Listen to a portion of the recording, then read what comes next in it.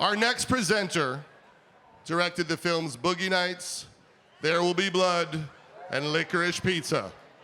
He has never won a DGA award, which kind of makes me think this whole night is bullshit. Please welcome Paul Thomas Anderson.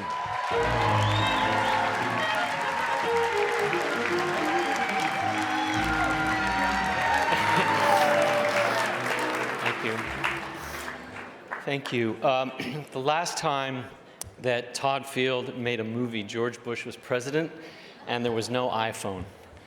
And there were rumors that he was playing graveyard, secretly performing for corpses, but it turns out he was waiting to pounce on us and make this beast of a film called Tar. We've all agreed that it's worth the wait, and his opening shot is of a phone, and it's a firm but unsettling shot that plants us in a contemporary story and then proceeds to make us look at our world and all its foibles over the last few years.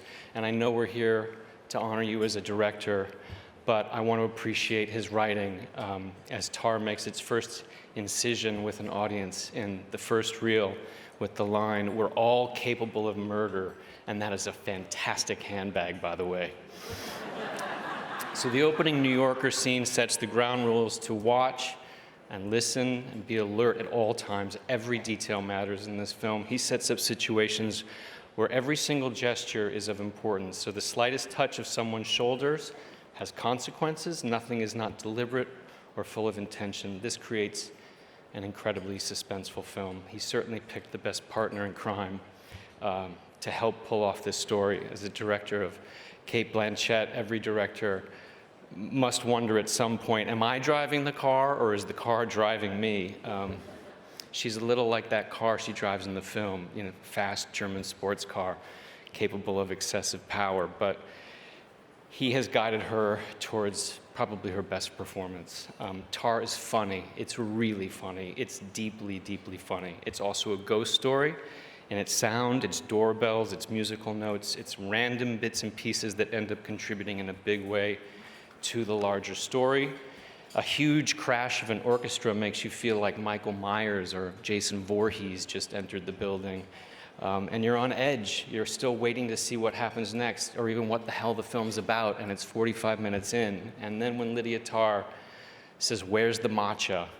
it becomes the first moment we get to see the big damn crack, and the dominoes start to fall. And when the pieces begin to fall, they fall faster and harder and in more delicious, mischievous ways. It gets darker, funnier, and it's directed with such perfectly controlled mayhem and glee by Todd that it's really hard not to drool as another director.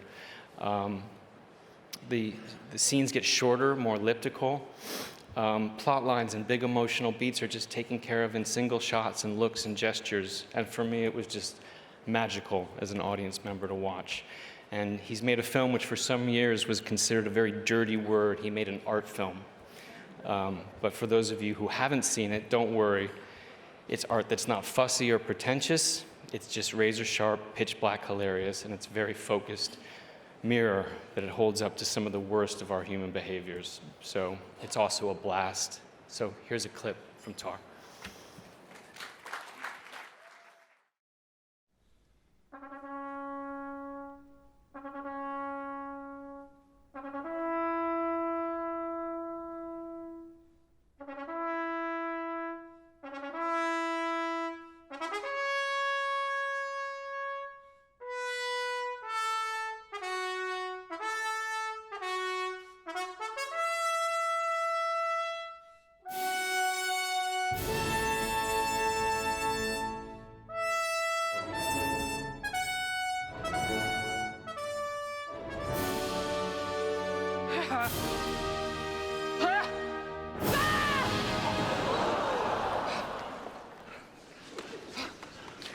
Okay, herschauen bitte.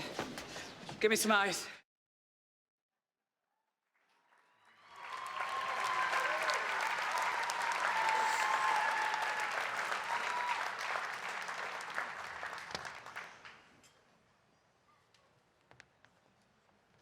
So, brothers and sisters of the Fifth Fleet, right? If any of you have lost your nerve, then step away now and let no one judge you.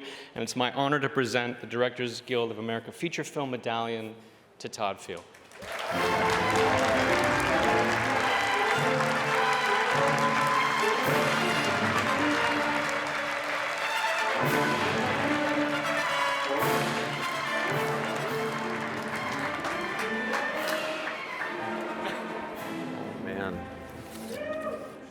Paul Thomas Anderson.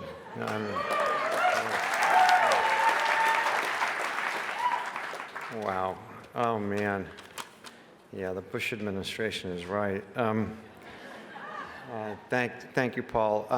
And thank you to the members of the Directors Guild of America for this incredible honor. Each of us honored here tonight stand on the shoulders of giants, members of our team whose superhuman efforts helped achieve our collective aims. My DGA brothers and sisters are indeed such giants. My UPM, my line producer, Nigel Wool, man of steel. He turned to 80 years old in East Berlin. We stood on the sidewalks at midnight and had cake. Sebastian Farbricks, my co-producer, my first AD, my dear, dear friend. They brought their experience, their passion, their ferocity to this film each and every day. They believed in this film every bit as much as I did and sacrificed much for it.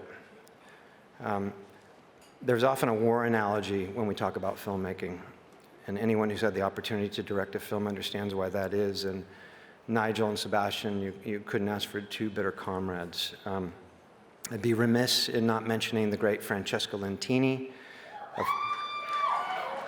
Are you out there, Francesca? A formidable collaborator who never quits and sets the bar each and every day. And of course, what can one say that hasn't already been said about the supreme singularity of a generational artist like Cate Blanchett? The greatest collaborator with any artist I've ever experienced. Some years ago, I was receiving an award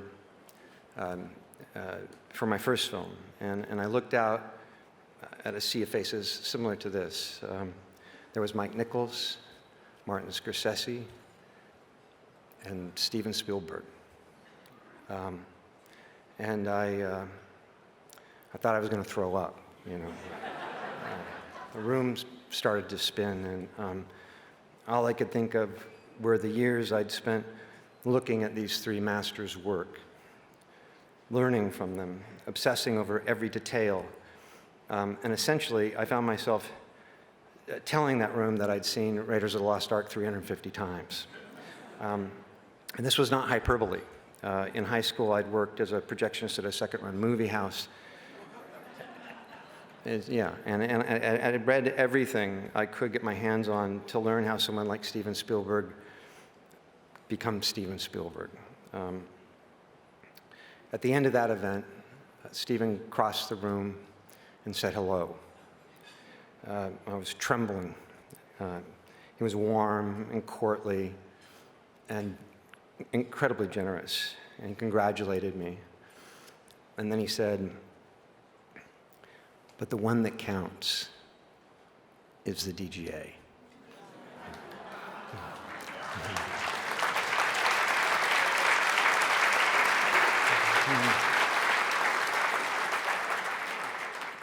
When your peers, when the people that actually make films, when they tip their hat to you. That was a dream, and of course, you were right. To be recognized in this way, especially in a year with such strong work, holds incredible meaning for me, doubly so in having the privilege of sharing that night with you. That was 21 years old, 21 years. I'm grateful to be in your company, sir, and grateful to be in the good company of Joe, Martin, though he's not here, the Daniels, Alice, Audrey, John, Antonetta, and Charlotte, also not here, unfortunately. It's a beautiful, incredible thing, what we all get to do, make dreams. And to quote Mitzi Fableman, movies are dreams you never forget. Yes, yes.